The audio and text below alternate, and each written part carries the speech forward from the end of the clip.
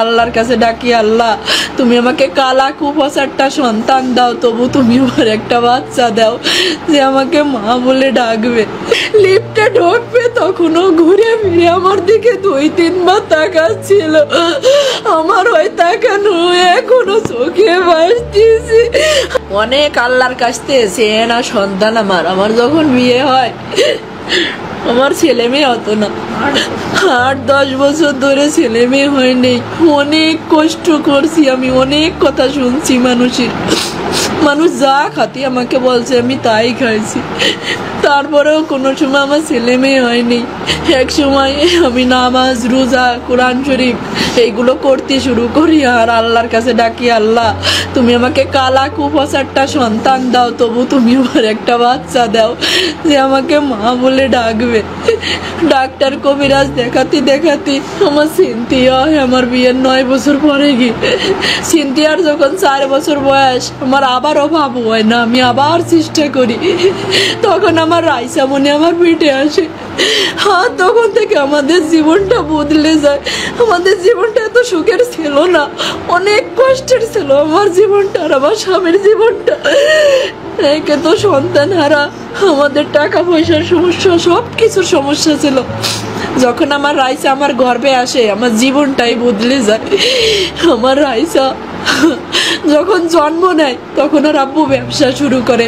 আজ ওর বাবা ব্যবসায়ী, প্রতিষ্ঠিত ব্যবসায়ী, কিন্তু আমার বাকি নাই। আমার লক্ষ্মী মেয়ে বুড়োই গেছে।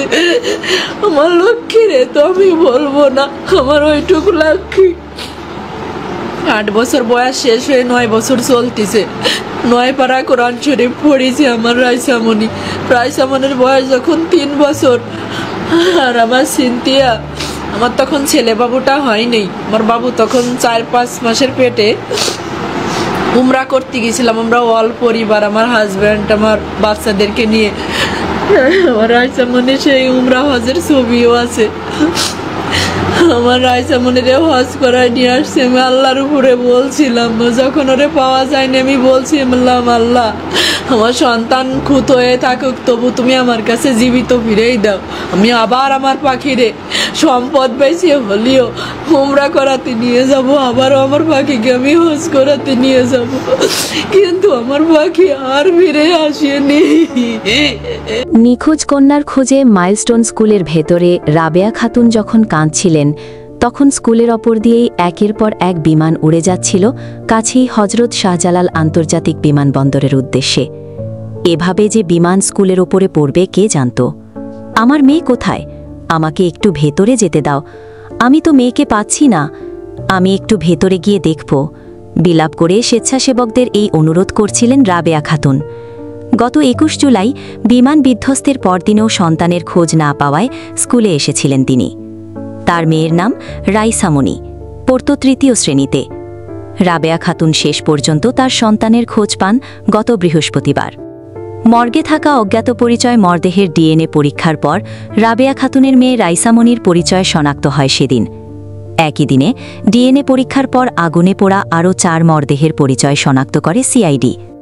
এই পুরো ঘটনায় হতাহতদের অধিকাংশ শিশু হওয়ায় এই ঘটনা আরও বেশি আলোড়ন তুলেছে।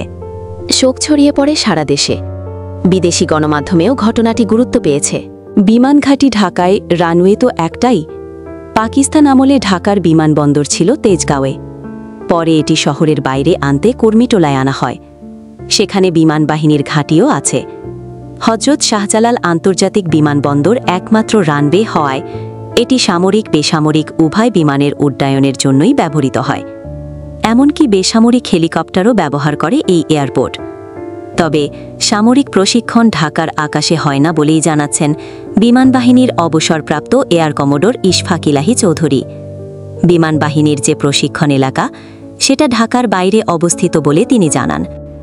ইশফাক ইলাহি চৌধুরী বলেন, ঘাটাইল, টাঙ্গাইল, মধুপুর, শ্রীপুর অর্থাৎ ময়মনসিংহ, টাঙ্গাইল, জামালপুর এই যে এলাকা সেটা হচ্ছে ডেজিগনেটেড ফ্লাইং ট্রেনিং এরিয়া। যে এয়ারক্রাফট উড়েছে নিয়ম হচ্ছে সেটা টেক অফ করবে, এরপর বাম দিকে টার্ন করে মিরপুর হয়ে যাবে। তিনি বলেন, কিন্তু বিমান ঘাঁটি তো ঢাকায় এবং রানওয়ে তো একটাই, ফলে এখান থেকেই সামরিক বিমানগুলোকে উঠতে হয়। তবে প্রশিক্ষণ এলাকা কিন্তু বাইরে। ঢাকা থেকে বিমানবন্দর সরানোর দাবি কেন উঠছে? ঢাকার তেজগাঁওয়ের দাইনদ্দা নামক স্থানে প্রথম একটি বিমানবন্দর নির্মাণের কাজ শুরু হয় ব্রিটিশ আমলে ১৯৪১ সালে। সেই একই সময় কুর্মিটোলার বালুরঘাটে একটি ল্যান্ডিং স্ট্রিপ নির্মাণও শুরু হয়। তেজগাঁও এবং কুর্মিটোলার এয়ার স্ট্রিপগুলোতে সামরিক ফাইটার প্লেন অবতরণের সুবিধা ছিল এবং ব্রিটিশ বিমানবাহিনী তাদের বিমানকে নিরাপদে রক্ষণাবেক্ষণের জন্য এই দুটো এলাকা ব্যবহার করেছিল সে সময়। পরে তেজগাঁও বিমানবন্দরকে আন্তর্জাতিক মান অনুযায়ী ট্রাফিক ব্যবস্থার জন্য আপগ্রেড করা হয়। পাকিস্তান আমলে এটাই বিমানবন্দর হিসেবে ব্যবহৃত হচ্ছিল। কিন্তু এই বিমানবন্দরটি একটি আধুনিক এবং আন্তর্জাতিক বিমানবন্দরের প্রয়োজনীয়তা পূরণ করতে ব্যর্থ হওয়ায় এবং শহরের বাইরে বিমানবন্দর সরিয়ে নেওয়ার অংশ হিসেবে ঢাকার কুর্মিটোলায় একটি নতুন আন্তর্জাতিক বিমানবন্দর নির্মাণের সিদ্ধান্ত নেওয়া হয়। এই কাজে ফরাসি বিশেষজ্ঞদের কারিগরি সহায়তায় নতুন বিমানবন্দর নির্মাণের কাজ শুরু হয় গত শতকের ৬০-এর দশকে। বাংলাদেশের স্বাধীনতার পর ১৯৮০ সালে বিমানবন্দরে নির্মাণ কাজ শেষ হয় এবং অপারেশনাল কার্যক্রম তেজগাঁও থেকে কুলাগড়ি চলে আসে। কুর্মিটোলা এলাকায় যখন বিমানবন্দরের কাজ শুরু হয় তখন এলাকাটি জনবহুল ছিল না, কিন্তু পরবর্তীকালে বিমানবন্দরে চতুর্দিকে নানা রকম ভবন গড়ে উঠতে শুরু করে। বহুতল ভবন, বসতবাড়ি, হোটেল, কলেজ, হাসপাতাল, এমনকি গার্মেন্টসও গড়ে ওঠে। ফলে ভবিষ্যতের ঝুঁকি এড়াতে বিমানবন্দর সরিয়ে নেওয়া ছাড়া আর কোনো বিকল্প দেখছেন না এভিয়েশন বিশেষজ্ঞ কাজী ওয়াহিদুল আলম। তিনি বলেন, শহরের মাঝখানে যদি এরকম একটা এয়ারপোর্ট রাখা হয় তাহলে কিন্তু এটা সব ক্ষেত্রেই আমাদের জন্য বিপজ্জনক। কিন্তু বিপদটা কত বড়? কাজী ওয়াহিদুল আলম বলেন, উদাহরণ হিসেবে ধরেন, আল্লাহ না করুক, এখন যদি একটা যাত্রীবাহী বাণিজ্যিক বিমান যদি এখানে পতিত হতো, তাহলে চিন্তা করতে হবে যে সেটা কী ধরনের ধ্বংসাত্মক হতে পারে আমাদের জন্য। বিমানে যারা থাকবে তাদের জীবনহানির আশঙ্কা তো থাকেই, সঙ্গে সঙ্গে মাটিতে যেসব স্থাপনা থাকবে সেগুলোও তো ধূলিসাৎ হয়ে যাবে। বিমানে যে তেল থাকে সেটা যদি বিস্ফোরিত হয় তাহলে পুরো পেরিফেরিতে একটা বিপর্যয় হবে। এই বিষয়গুলো কিন্তু আমরা কখনোই চিন্তা করি না। কিন্তু তাহলে বিমানঘাটে কি হবে? বিমানবাহিনী প্রধান air vice marshal Hasan Mahmud Khan অবশ্য বলছেন, কৌশলগত কারণেই এ বিমানঘাটির প্রয়োজন আছে। সম্প্রতি গণমাধ্যম কর্মীদের সঙ্গে এক প্রেস ব্রিফিংয়ে এ বিষয়ে কথা বলেন তিনি। এ সময় বিমানবাহিনী প্রধান air vice marshal Hasan Mahmud Khan বলেন, বাংলাদেশের মতো একটি ঘনবসতিপূর্ণ দেশে একটা জায়গা খুঁজে বের করলে পাশে আবার ঘনবসতি হয়। এখানে যখন বিমানবন্দর হয়েছিল আমি ১৯৮৫ সালে ফ্লাই করেছিলাম, তখন উত্তরা বলতে কিছুই ছিল না। এখন আপনি দেখেন কি অবস্থা। এখন এই দুর্ঘটনা একটা বিরল ঘটনা। এটার সঙ্গে ঘনবসতির সঙ্গে সম্পর্কিত করাটা ঠিক নয়। আমাদের দেশ ছোট, সব জায়গাতেই মানুষ। তিনি বলেন, এটা আমাদের মেইন দেশ, সমস্ত ভিআইপিরা ঢাকায় থাকেন, আমাদের গুরুত্বপূর্ণ স্থাপনাগুলো এখানে আছে, সংসদ এখানে আছে, ফলে এগুলোর একটা প্রোটেকশনের ব্যাপার আছে। এখানে এই ধরনের একটা স্ট্রং এয়ারবেস থাকা খুবই দরকার। পুরনো সামরিক বিমান কেন প্রশিক্ষণে? রাজধানীর উত্তরায় মাইলস্টোন স্কুল অ্যান্ড কলেজ ক্যাম্পাসে বিধ্বস্ত হওয়া বিমানবাহিনীর প্রশিক্ষণ বিমানটি F-7 যুদ্ধবিমান বলে জানিয়েছে আন্তঃবাহিনী জনসংঘ পরিদপ্তর ISPR। বাংলাদেশ বিমানবাহিনীর অবসরপ্রাপ্ত এয়ার কমোডোর ইশফাক ইলাহি চৌধুরী জানান, বিধ্বস্ত হওয়া বিমানটি F-7 ফাইটার প্লেনের ট্রেনিং ভার্সন হতে পারে। F-7 মূলত রাশিয়ার MiG-21 নামের একটি পুরনো যুদ্ধবিমানের চীনা সংস্করণ। এই মডেলের বিমান প্রথমবার ১৯৬৬ সালে আকাশে উড়েছিল। ১৯৬৫ থেকে ২০১৩ সাল পর্যন্ত ২,৪০০রও বেশি F-7 বিমান তৈরি হয়েছে।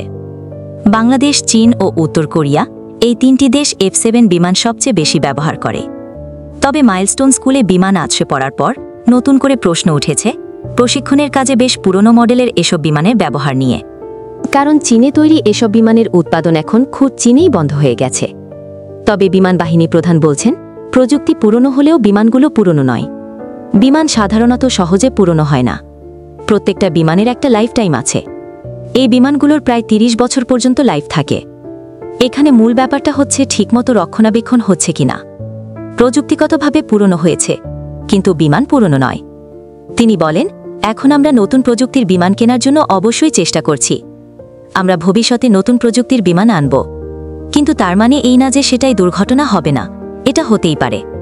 আপনি উন্নত বিশ্বেও দেখবেন অত্যাধুনিক যে বিমানগুলো আছে সেগুলোও দুর্ঘটনায় পতিত হয়।